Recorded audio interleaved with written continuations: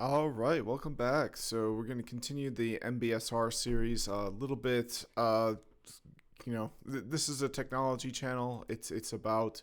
So I started this channel because I was going for the JNCI ESP, which is the Juniper equivalent of the CCIE. So, that's the core topic of this channel. From now and then, I do talk about some things that are a little bit different. I guess most of the time I have been pretty much right on topic. I've talked about my home setup before. So it has been 100% totally focused on the core technology up until now. So I am focusing on mindfulness um, now, which is a little bit different than what the core content will be about. But don't worry, I will get back to that core content. It's just as I've been talking to the ChatGPT, um, we've frequently come to the conclusion time and time again, especially as I'm taking these certifications and the stress of studying for them, the depression of failing them. I've failed the LPIC, I've failed the JNCI ESP, and just as those failures add up, leading to really negative feelings, the anxiety of going and taking the tests, we frequently come to the conclusion time and time again that the best thing I can do right now is just take a little bit of a diversion for 8 weeks and really become a master of mindfulness based stress reduction. It'll allow me to accomplish my goals with much less effort, with much less stress, depression, and anxiety. And it's basically one of the main things I need right now. So we're going to continue on with part four. All right. So in All part right. Welcome. in part three, All right. um, Welcome back. in part three, I read a I read a article by a pretty controversial figure, Deepak Chopra. Chopra. He's controversial for um, failing to disclose financial conflicts of interest and conflating misusing scientific terms and various other things you can but we just simply read about myths of meditation. So that point was made on the site through other people as well. There were kind of those instances of misusing scientific terms in there as well. But all in all, I thought it was not so bad. The main myths of meditation are, that it's a religious thing. No, it's a secular thing that's meant to provide benefits.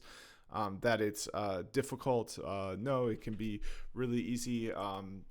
My favorite way to do it is this. I actually did a section right before I started this video for 10 minutes. So that's my favorite way, completely free, completely easy, accessible to anyone, and various others. So we're going to move on to why we find it so hard to meditate. And this one's by the mindful staff that created this Pelosi mindfulness course here. So hopefully this one will be, yeah. So excited to read this one. So let's not hesitate and get started right away. So published in 2011, so quite a bit old, but it's all the same thing. Why we find it hard to meditate. Ed and Deb Shapiro explore common reasons and obstacles by mindful staff. What is it about something as simple as sitting still and watching our breath that evokes panic, fear, and even hostility? No matter how many reports there are providing the mental, emotional, and physical value of being quiet, there seems to be an even greater number who refuse to give it a try. Meditation can certainly be challenging, and even more so if we are uncertain as to why we are doing it. It can seem very odd to sit there just listening to the incessant chatter in our head, and we easily get bored if we do nothing for too long, even if it's only 10 minutes. After years of hearing a plethora of reasons why people find it hard to meditate, we have whittled it down to just a few. Number one, I'm too busy, I don't have the time. Which can certainly be true if you have young children and a full-time job, and all that these entail. However, we are only talking about maybe 10 minutes a day. Most of us spend more time than that reading the newspaper or idly surfing the web. It only appears like we don't have the time because we usually fill every moment with activity and never press the pause button. And I will say my own opinion about that. You can have addition by subtraction, where you make your life better by not continuing to do the things that make it worse. So is there something you can think that for 10 minutes a day, maybe it is reading that newspaper and the news just makes you angry and upset. Try replacing that. For me, at night, I would idly surf the web, and it would lead to me ordering food and watching content that I'd rather not watch. Just kind of mindlessly scrolling. So I started doing jigsaw puzzles instead, and it makes it much easier to avoid getting hungry because I'm not triggered by images of food that I see. It makes it easier not to be tempted to order out, and it's just kind of improved my life quite a bit. All right, so number 2, I find it really uncomfortable to sit still for too long. If you are trying to sit cross-legged on the floor, then yes, it will get uncomfortable. But you can sit upright in a firm and comfortable chair instead, or you can do walking meditation or yoga or tai chi. Moving meditation can be just as beneficial as sitting. Number 3, my mind won't stop thinking. I can't relax, I can't meditate, I just can't. My mind will not get quiet. It flies all over the place. My thoughts are driving me mad. I'm trying to get away from myself, not look inside. Sound familiar? Surprisingly enough, trying to stop your mind from thinking is like trying to stop the wind. It's impossible. In the Eastern teaching, the mind is described as being like a drunken monkey bitten by a scorpion, because just as a monkey leaps from branch to branch, so the mind leaps from one thing to another, constantly distracted and busy. So when you come to sit still and try to quiet your mind, you find all this manic activity going on, and it seems insanely noisy. It is actually nothing new, just that now you are becoming aware of it, whereas before you were immersed in it, unaware that such chatter was so constant. This experience of the mind being so busy is very normal. Someone once estimated that in any one 30-minute session of meditation, we may have upward of 300 thoughts. Years of busy mind, years of creating and maintaining dramas, years of stresses and confusion and self-centeredness, and the mind has no idea how to be still. Rather, it craves entertainment. It's not as if you can suddenly turn it off when you meditate. It just means you are like everyone else.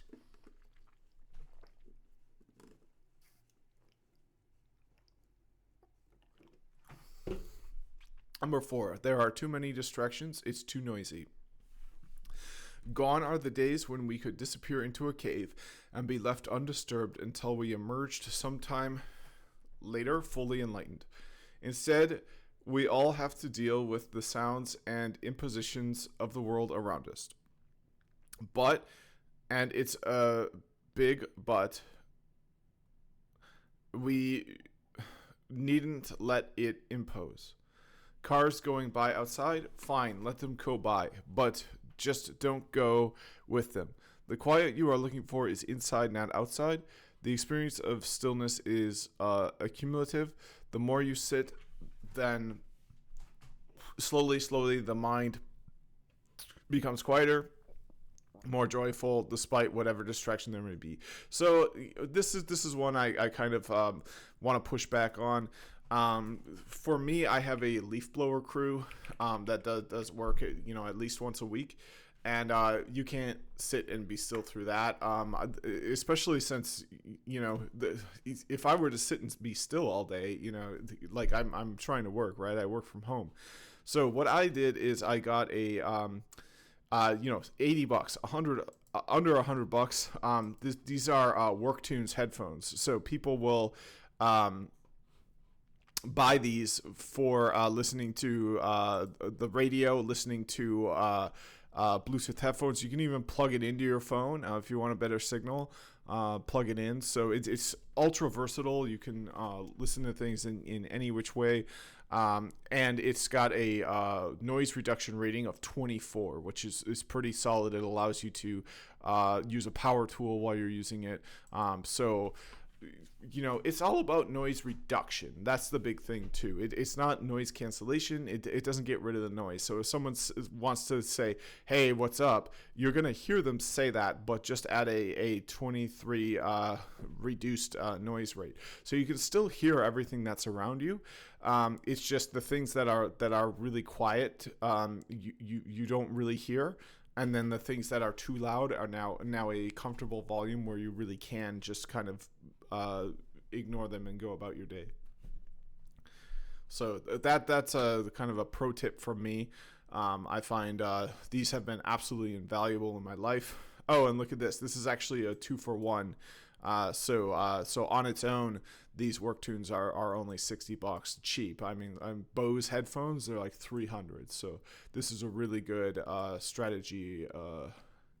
I find now mine don't come in yellow. Mine came in a different color. I'm actually kind of a little bit upset with mine because mine maybe I didn't get the pro version or something, but mine don't work exactly the same way as my last pair did, which is weird. It seems like there's a firmware difference. But it's better than nothing. If you these are the ones I have. So I have the Connect rather than whatever these are.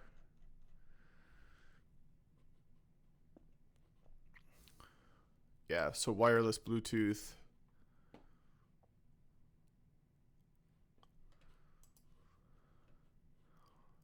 Yeah, so I have the ones that are more expensive. And then well these are the same. So oh, there's differences on this. These don't have Bluetooth. Yeah, so that's the other thing is make sure you got Bluetooth on them because then you can get up and move and do whatever you want throughout the day. So these are really the ones that matter. And I would say don't worry about the rechargeable battery. The key to using these is you get now these require 1.5 rechargeable batteries. So what you need to do is get 1.5 volt, like this, and then this is exactly what I have. $30. So this whole setup is under $150. Boise latest headphones that don't reduce as much noise. They might have better sound quality, but they don't have AM/FM radio. 300. So yeah, this is a good deal. And then all you need to do is keep these charging up, and then when you run out of battery, swap them out for the new one, and you're good to go forever. And life is a lot easier, I find, when there aren't constant blaring noises in your ear every day. Unless you choose to have them. You can listen to the radio, listen to podcasts on them, talk to ChatGPT on them. It's just, I can't emphasize enough how much these improve my life. Number 5, I don't see the benefit. Unfortunately, this is where you have to take our word for it. Some people get how beneficial meditation is after just one session, but most of us take longer. You might notice a difference after a week or maybe 2 of daily practice. And this is where trusting the science makes sense as well. The last article said don't have expectations, but I would say the exact opposite. Expect that it should reduce your levels of anxiety, depression, and stress. Which means you have to trust the process enough to hang in there and keep going, even before you get the benefits. And I will say, as a giant skeptic, this is beneficial for me. I will say that definitively. Remember, music needs to be played for hours to get the notes right, while in Japan it can take 12 years to learn how to arrange flowers. Being still happens in a moment, but it may take some time before that moment comes. Hence, the need for patience. Number 6, I'm no good at this. I never get it right. Actually, it's impossible to fail at meditation. Even if you sit for 20 minutes thinking nonstop meaningless thoughts, that's fine. There's no right or wrong, and there's no special technique. Deb's meditation teacher told her there are as many forms of meditation as there are people who practice it. So all you need to do is to find a way that works for you, even if you prefer to do it standing on your head, and keep at it. The important point is that you make friends with meditation. It'll be of no help at all if you feel you have to meditate, for instance, and then feel guilty if you make friends with the practice of meditation, not make friends with other people who are doing meditation. It'll be of no help at all if you feel you have to meditate, for instance, and then feel guilty if you miss the allotted time or only do 10 minutes when you have promised to do 30. It is much better to practice for just a short time and to enjoy typo. There's typos everywhere. The world is full of typos. So it is much better to practice for just a short time, is what they meant there, and to enjoy what you are doing rather than to sit there teeth gritted because you've been told that only 30 or even 40 minutes will have any effect.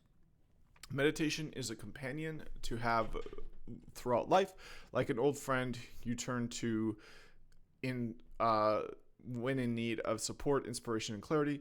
It is to be enjoyed. So it is a strategy to reduce anxiety, depression, and stress, and it can be used as part of a Kaizen approach of life, of taking a small incremental step to improve things. So it's a tool in the toolkit.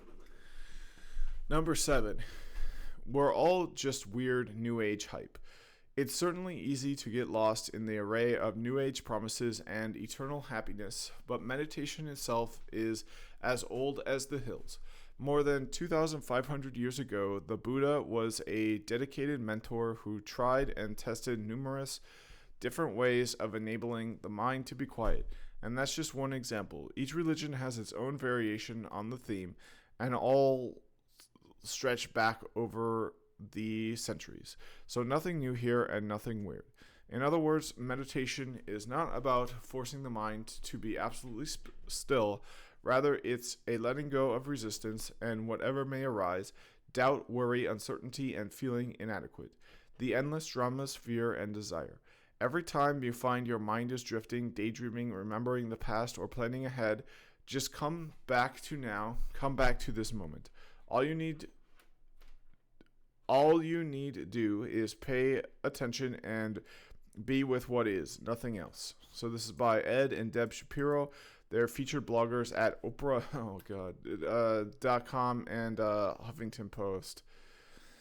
Dun, dun, dun, dun. So see their award-winning book, Be the Change, How Meditation Can Transform You and the World, with forwards by the Dalai Lama and Robert Thurman, with contributors Jack Kornfield, John Kabat-Zinn, Jane Fonda, Ram Dass, Byron Katie, and many others.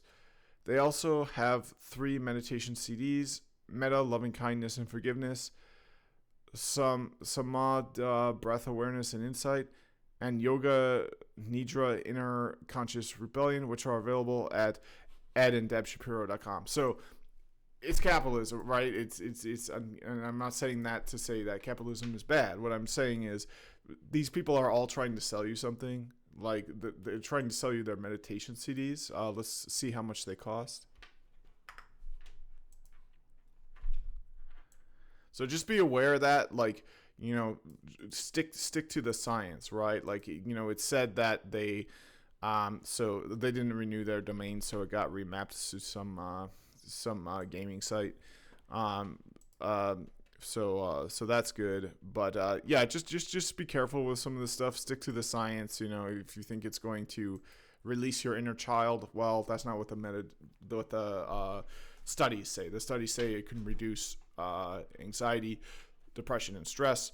So it's worth spending 10 minutes a day to try to get those benefits. But if you're devoting your whole life to it, you're giving up all your money, you're quitting your job. I would say you might want to look at that with a critical eye, especially if you find that your bank account is drained and your meditation teacher is now a very wealthy person. All right, so yeah, so that's why we find it so hard to meditate by the mindful staff. So we got one more here in the reading, and I think that'll probably be good for now. We're about 20 minutes in here. The next will be practice sheets, and then see, this is a good one here, mindful eating. Like, I'm trying to lose weight, so yeah, ChatGPT and I really think that this is the right thing for me to do. So although it has been a little bit I've had to kind of trust the science in the benefits of this, and get past some kind of problematic things. I think this is the right way forward. So next we're going to read Mouthfuls of Mindfulness by Jan Chosen Bays, or Jan, I'm not sure. This is 2012. So here's a photo of all plant-based foods. Overeat, undereat, or just feel conflicted about how you eat. Mindfulness practice, says physician Jan Chosen Bays, can help you have a healthy and joyful relationship with food. Mindful eating is not directed at charts, tables, pyramids, or scales. It is not dictated by an expert. It is directed by your own inner experiences, moment by moment. Your experience is unique. Therefore, you are the expert. In the process of learning to eat mindfully, we replace self-criticism with self-nurturing, anxiety and curiosity, and shame with respect for your own inner wisdom. Let's take a typical experience. On the way home from work, Sally thinks with dread about the talk she needs to work on for a big conference. Before starting to work on the speech, however, she decides to relax and watch a few minutes of TV, sits down with a bag of chips. At first, she eats only a few, but as the show gets more dramatic, she gets faster and faster. When the show ends, she looks down and realizes she's eaten the entire bag. She scolds herself for wasting time and for eating junk food. Too much salt and fat, no dinner for you. So that's kind of the cycle I was in the evenings. So I decided to get offline completely and just do jigsaw puzzles at a desk. Not completely get offline. Sometimes I talk to ChatGPT, but pretty minimal evening. Engrossed in the drama on the screen, covering up her anxiety and procrastinating, she ignored what was happening in her mind, heart, mouth, and stomach. She ate unconsciously. She ate to go unconscious. She goes to bed unnourished in the body or heart, with her mind still anxious about the talk. Yeah, so she ate too many calories, probably not enough protein for the day, and then she elevated her resting heart rate right before bed. And the next time this happens, she decides to eat chips, but to try eating them mindfully. First, she checks in with her mind. She finds her mind is worried about an article she promised to write. Her mind says she needs to get started on it tonight. She checks in with her heart and finds she is feeling a little lonely because her husband is out of town. She checks in with her stomach and body and discovers she is both hungry and tired. She needs some nurturing. The only one at home to do it is herself. Throwing a small party. She decides to treat herself to a small chip party. Remember, mindful eating gives us permission to play with our food. She takes 20 chips out of the bag and arranges them on a plate. She looks at their color and shape. She eats one chip, savoring its flavor. She pauses, then eats another. There is no judgment, no right or wrong. She is simply seeing the shades of tan and brown on each curved surface, tasting the tang of salt, hearing the crunch of each bite, feeling the crisp texture melt into softness. She ponders how these chips arrived on her plate, aware of the sun, the soil, the rain, the potato farmer, the workers at the chip factory, the delivery truck driver, the grocer who stocked the shelves and sold them to her. With little pauses between each chip, she takes 10 minutes for the chip party. Then she checks in with her body to find out if any part of it is still hungry. She finds her mouth and cells, whatever that means, are thirsty. So she gets a drink of orange juice. Her body is also saying it needs some protein and something green. I don't know why it would say that. So she makes a cheese omelet and a spinach salad. After eating, she checks in again with her mind, body, and heart. The heart and body feel nourished, but the mind is still tired. I don't know how she knows that. See, this is so like what does it say? Like it sounds like it's okay. She decides to go to bed and work on the talk first thing. She didn't work on the talk. Oh, this is such BS. Okay, so she skips working on the talk and then sleeps instead of watching TV and eating chips, which I guess is better. When the mind and body will be rested. She is still feeling lonely, although less so within the awareness of all the beings whose life energy brought her the chips, eggs, cheese, and greens. She decides to call her husband to say goodnight. She goes to bed with body, mind, and heart at ease and sleeps soundly and does not prepare for the presentation and what? I don't understand how that's better. She didn't watch the show. The show was probably amazing. She probably could have talked about the show with her coworkers the next day. She probably could have talked about the show instead of giving the presentation, and everyone would be happier. All right, so mindful eating is a way to rediscover one of the most pleasurable things we do as human beings. Watch shows. It also is a path to uncovering many wonderful activities going on right under our noses and within our own bodies. Mindful eating has the unexpected benefit of helping us tap into our body's natural wisdom and our heart's natural capacity for openness and gratitude. We ask ourselves questions like, am I hungry? Where do I feel hunger? Which I find is kind of a odd question. What part of me is hungry? Which I find is another odd question. What do I really crave? Which I find is an odd question as well, because it shouldn't matter what you crave. It should matter what is the best fuel. It should matter what your data is, right? If your LDL is too high, and you're craving something with a lot of saturated fat, what does that question really matter? And then what am I tasting just now? These are very simple questions, but we seldom pose them.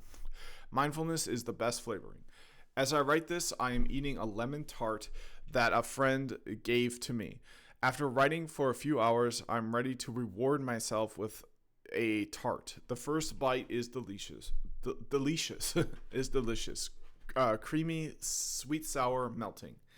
When I take the second bite, I think about what to write next. The flavor in my mouth decreases. I take another bite and get up to sharpen a pencil. As I walk, I notice I'm chewing, but there is almost no lemon flavor in this third bite. I sit down, get to work, and wait a few minutes.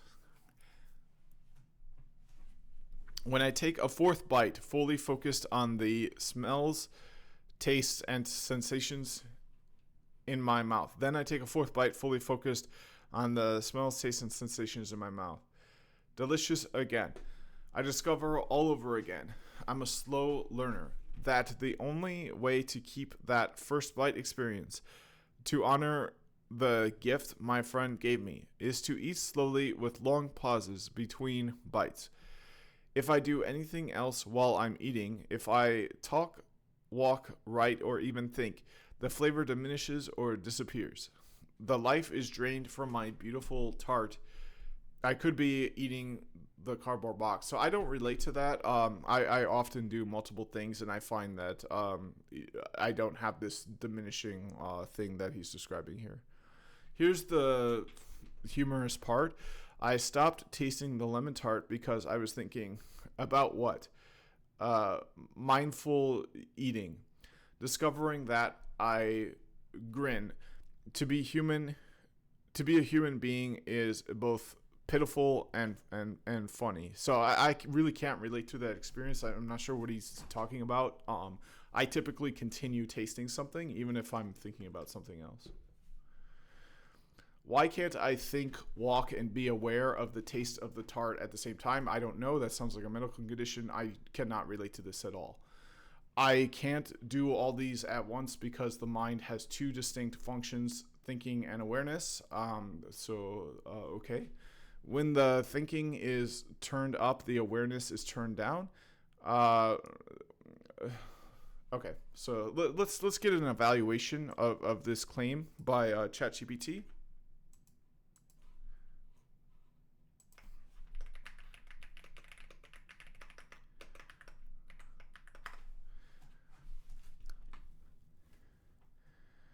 Okay, so the claim is the mind has two distinct functions: thinking. It's a philosophical proposition. It's not necessarily the truth, right?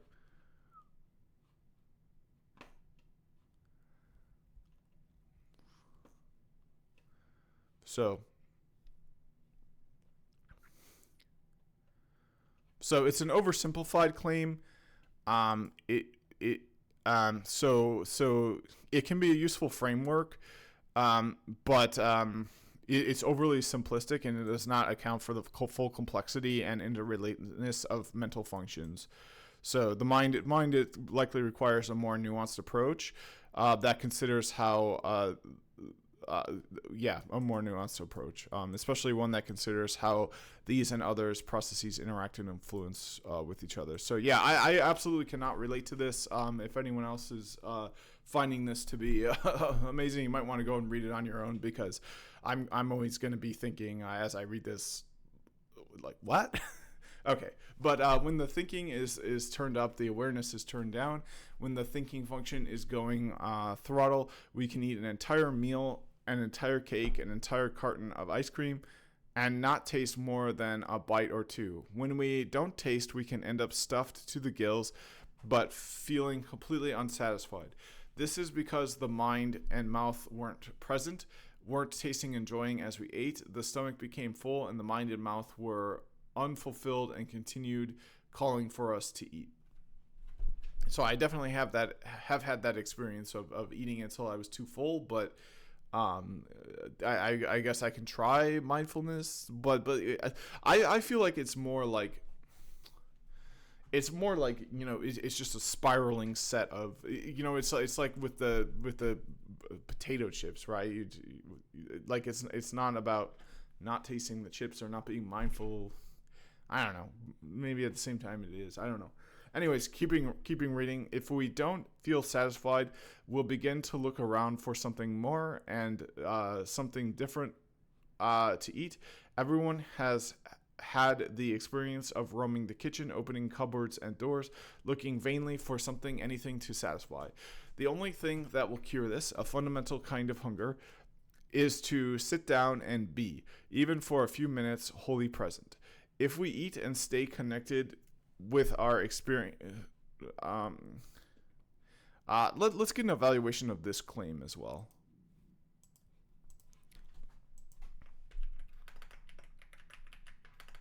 Yeah, what a world we live in. Before, like, you'd have to just sit there and take it. Like, when people make dubious or even false claims, unless you really, there's really no way to evaluate their claim unless you have a lot of time to research it.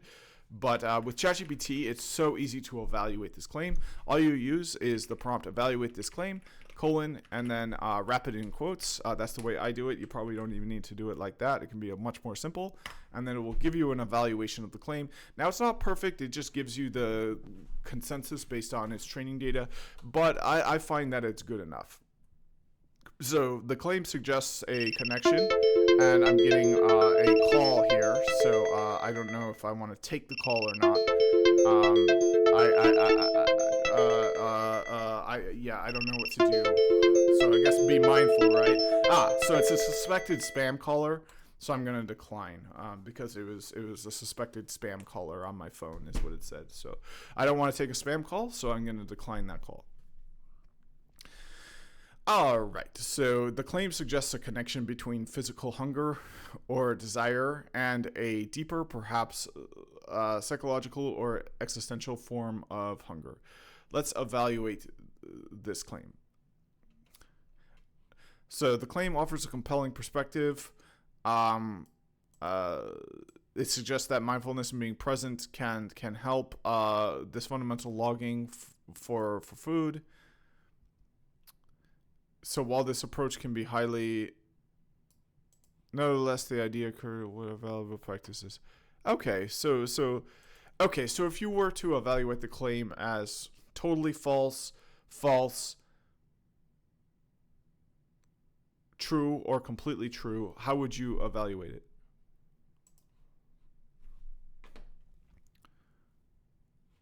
True. Okay, cool. So while it may not apply universally to every single person in every situation, the idea that aimlessly searching for something to eat can stem from a existential hunger or emotional thing, and that mindfulness can be present to, so that's kind of where the idea to get a jigsaw puzzle comes from, right? Because like, what is my default behavior that I'd be doing at night? Aimlessly searching the kitchen for something to eat, right? So instead, I can aimlessly search a jigsaw puzzle for a corner piece, right? If we eat and stay connected with our experience and with the people who grew and cooked the food, who served the food, and who eat alongside us, we will feel most satisfied even with a meager meal. This is the gift of mindful eating, to restore our sense of satisfaction no matter what we are or are not eating. So this is by Jan Chosen Bays, or Jan. It's probably Jan because it's, so Jan Chosen Bays is a pediatrician, mother, wife, and longtime meditation teacher. She's the author of Mindful Eating, a guide to rediscovering a healthy and joyful relationship with food. All right, so not too bad, that one. And it overlaps really nicely with some of the other areas of life that I'm trying to get under control. My weight just completely got out of control. So, good suggestion. ChatGPT is usually pretty good. So, happy to keep doing this. So that's it for the video today. This is all meant to be done in a week. So, the week starts on, I'm about halfway through the week, and I'm about halfway through the material. So right on track. So thanks for watching, and stay tuned for the next one.